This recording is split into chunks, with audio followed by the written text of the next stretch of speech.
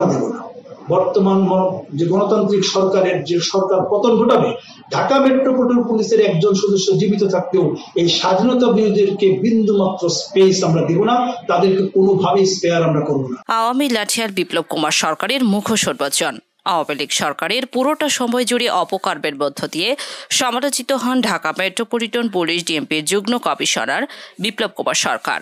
সরকার পতনের পর তিনি নিরাপদ স্থানে পালিয়ে গেছেন বলে গুঞ্জন ছড়ায়। আবার কেউ কেউ বলছে ক্যান্টনমেন্টে সেনা পাহারায় আছেন তিনি। বিএনপির তৎকালীন সংসদ সদস্য জয়নুল আবেদিন ফারুককে লাথি মেরে ব্যাপক সমালোচনার মুখে পড়েন তিনি। যদি কোনো গাড়ির মধ্যে হাত দেন অ্যাকশনে যাবো, কিন্তু অ্যাকশন তারপরে তোমার দাঁত ফেলা দেবো। কুকুরের বাচ্চা কোথাকার কি মনে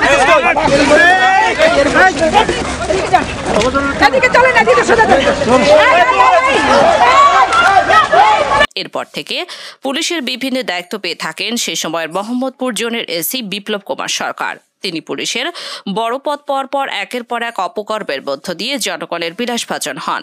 কে বিপ্লব কুমার সরকার জানতে হলে আমাদের একটু পেছনে ফিরে যেতে হবে। বাংলাদেশের পুলিশ বাহিনীতে অতি গুরুত্বপূর্ণ পদ, যেসব পুলিশের মহাপরিদর্শক, আইজিপি বা ডিএমপি কমিশনারের মতো পদ কোনো হিন্দু ধর্মাবলম্বী আজ পর্যন্ত পায়নি। তবে বিপ্লব কুমার সরকার হচ্ছে হিন্দু ধর্মাবলম্বী ভারতীয় আশীর্বাদ পুষ্ট সেই কুখ্যাত এক পুলিশ কর্মকর্তা, যিনি পুলিশের সর্বোচ্চ এসব পদে আসীন হওয়ার জন্য যত জঘন্য কর্মই করা লাগুক না কেন তা করতে তিনি প্রস্তুত। ছাত্রলীগের একজন কর্মী থেকে ভারতীয় গোয়েন্দা সংস্থা ছত্রছায়ায় বিপ্লব হয়ে উঠেছিলেন বাংলাদেশি পুলিশের সবচেয়ে প্রতাপশালী কর্মকর্তা। এমনকি খোদ আইজিপি তাকে জমা খরচ দিয়ে কথা বলতেন, কারণ বিপ্লবে ছিল ভারতীয় গোয়েন্দা সংস্থা রয়ের প্রোটেকশন।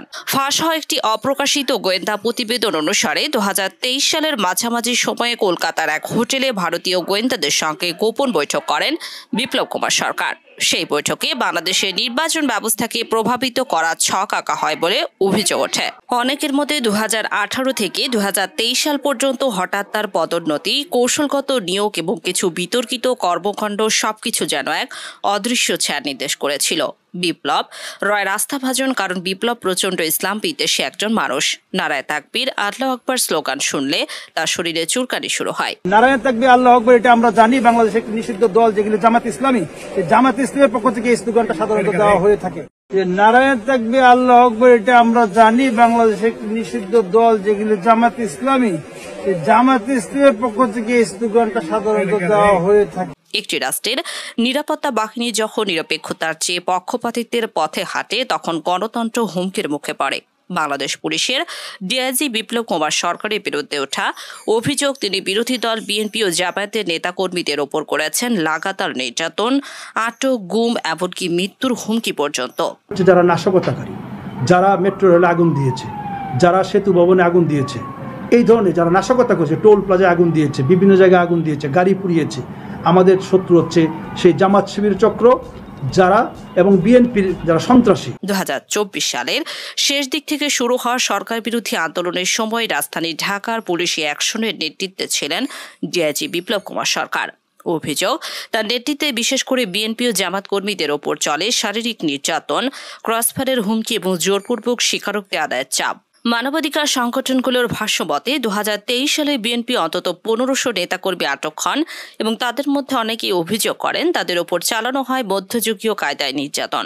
অভিযুক্ত ছিলেন বিপ্লব কুমার সরকারের নেতৃত্বাধীন একটি বিশেষ পুলিশ ইউনিট। বিএনপি দাবি করে তাদের শান্তিপূর্ণ মিছিলে বারবার পুলিশের অতিরিক্ত বল প্রয়োগের নৈপথ্যে ছিলেন এই কর্মকর্তা। তারা সরকারের উচ্চ পর্যায়ে তার রাজনৈতিক আনুগত্য নিয়েও প্রশ্ন তুলেছেন। মানবাধিকার সংস্থা অ্যামনেস্টি ইন্টারন্যাশনাল ও হিউম্যান রাইটস ওয়াচ প্রকাশ্যে উদ্বেগ জানিয়েছে। তারা বলেছে, বাংলাদেশে টার্গেটেড টর্চার একটি উদ্বেগজনক প্রবণতা, যেখানে বিরোধী দলগুলোর সদস্যদের শারীরিক ও মানসিকভাবে নিপীড়ন করা হচ্ছে। জানা যায়, চাকরি জীবনের শুরু থেকে বিপ্লব কুমারের বিরুদ্ধে শৃঙ্খলা ভঙ্গের অভিযোগ রয়েছে। 21তম বিশেষ ক্যাডারে চাকরি নেওয়া বিপ্লব সরকার 1994 সালে ছিলেন জগন্নাথ হল শাখা ছাত্রলীগের সেক্রেটারি। জগন্নাথ হলে সাধারণ সম্পাদক থাকাকালীন সময়ে বিপ্লব সহ 15 জন ছাত্রলীগ কর্মী গ্রেপ্তার হয়েছিল।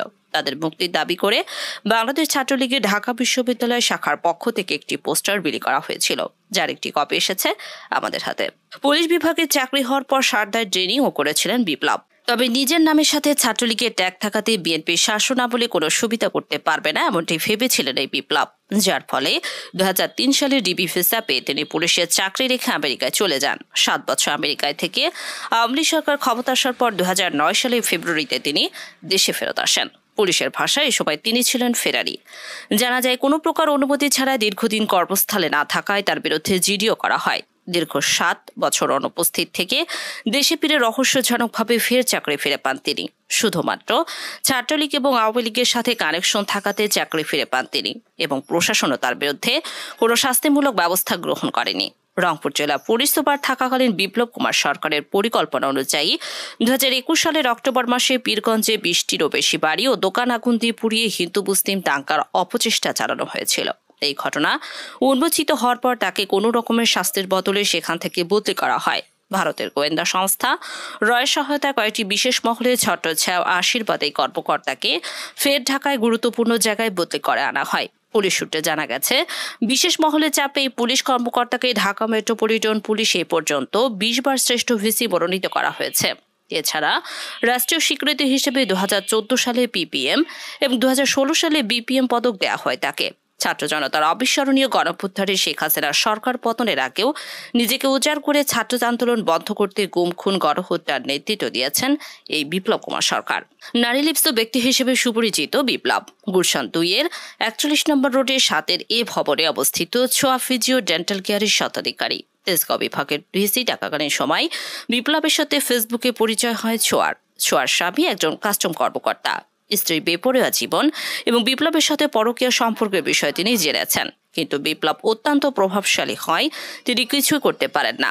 2019 সালে বিপ্লবকে রংপুরের পুলিশ সুপার হিসেবে দায়িত্ব দেওয়া হয়। তখন তাকে নিয়মিত যোগাযোগ কিছুটা বাধা সৃষ্টি হয়। তবে ঢাকায় পুনরায় বদলি হওয়ার পর আবারও পূর্ণ উদ্যমে পরকীয়া প্রেমের সাথে অবৈধ সম্পর্ক চালিয়ে যেতে থাকেন লম্পট বিপ্লব কুমার সরকার। বিপ্লব সরকারি গাড়ি ঢাকা মেট্রো খ 11755 2-তে করে ছোয়ার সাথে তার কর্মস্থলে দেখা করতে যান।